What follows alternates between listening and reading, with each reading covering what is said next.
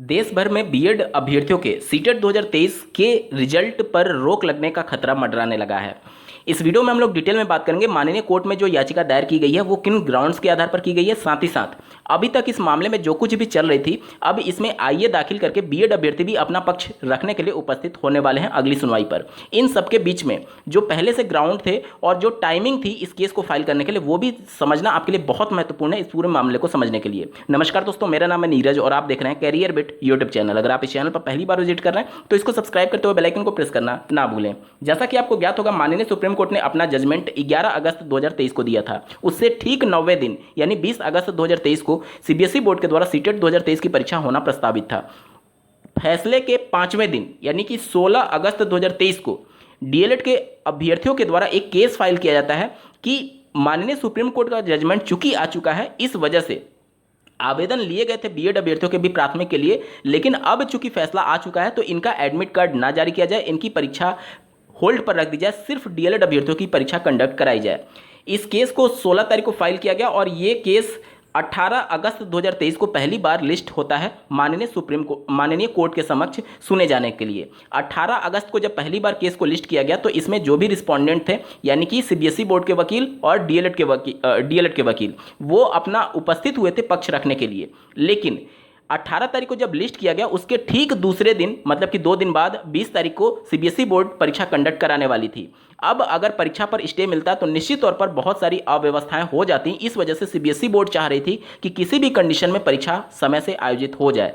इसके लिए CBSE board के वकील ने 18 तारीख की सुनवाई में ये दलील दी कि चूंकि अभी इस केस को फाइल को प्रोसेस नहीं किया है मैंने और इस वजह से थोड़ा सा वक्त मुझे चाहिए और मंडे को इस केस को लिस्ट कर दिया जाए। आप स्क्रीन पर देखिए सीबीएसई बोर्ड के वकील के द्वारा क्या कहा गया है। देखिए, Learned counsel who appears for the CBSE board has made a statement that he come to know about the mentioning of the case and taking up of the same at 2:20 p.m. Thus, he is not possessed with the file.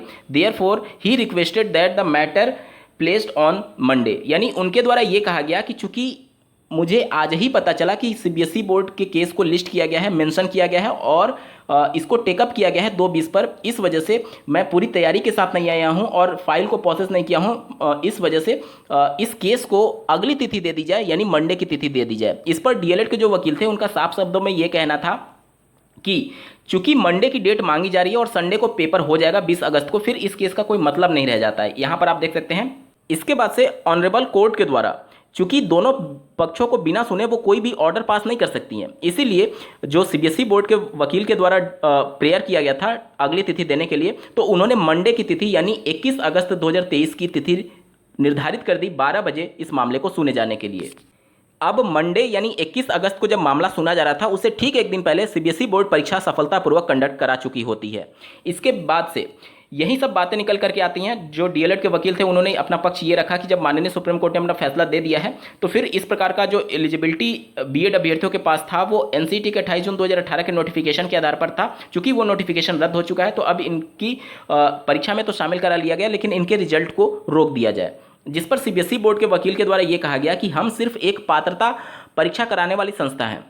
कोई भी अभ्यर्थी का जो eligibility होता है वह उसकी परीक्षा में सम्मिलित होने के समय तय होता है और अगर एडवर्टीजमेंट के समय वह एडुक्वेट मिनिमम एलिजिबिलिटी नहीं रखता है तो वह स्वतः ही बाहर हो जाएगा। और इस संदर्भ में उन्होंने अपना इस प्रकार से उत्तर दिया था माननीय कोर्ट में। यहाँ पर आप देख सकते हैं उनके द्वारा क्या कुछ कहा गया है।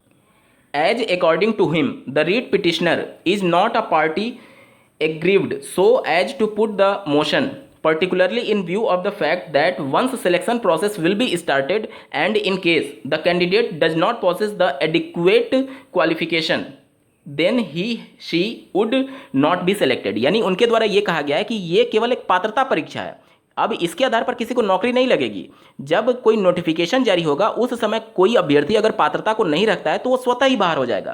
तो इस प्रकार का आंसर काउंटर फाइल किया गया है, सीबीएसई बोर्ड के द्वारा अपना जवाब दाखिल किया गया है। इन सब के बाद से दोनों पक्षों को सुनने के बाद से माननीय कोर्ट ने 30 अगस्त 2023 तक दोनों जो रिस्पोंडेंट हैं यानी एनसीटी और सीबीएसई बोर्ड अपना आंसर काउंटर फाइल करने के लिए बोला है, और दिनांक 5 सितंबर 2023 तक जो पिटिशनर्स हैं उनको रीज्वाइंडर एफिडेविट सबमिट करने के लिए बोला है। और इस केस की जो अगली सुनवाई है वो 6 सितंबर 2023 को होना प्रस्तावित है। अगली सुनवाई में सब कुछ फाइनल होने की पूर्ण संभावना रहेगी, क्योंकि अब इस मामले में कुछ भी सुनने के लिए बाकी नहीं रह गया। सिर्फ एनसीटी अपना पक्ष रखेगी, सीबीएसई बोर्ड अपना पक्ष रखेगी, और साथ ही साथ जो डीएलएड है वो अपना पक्ष रखेंगे, और 6 सितंबर को अंतिम मामला हो सकता है इस मामले को सुने जाने के संदर्भ में। और सीबीएसई बोर्ड पर बीएड अभ्यर्थियों के द्वारा जो एलिजिबिलिटी है उसके संदर्भ में स्पष्ट आदेश हो सकता है।